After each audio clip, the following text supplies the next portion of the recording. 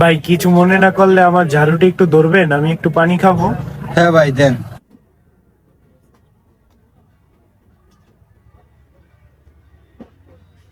দেন ভাই। ভাই আমরা নতুন একটা দোকান দিয়েছি, স্টোবার্গ নাম।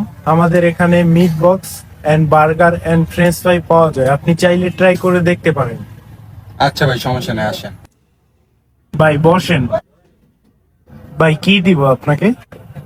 ভাই আমার একটা বার্গার দিয়ে দিন। আচ্ছা ভাই বসেন।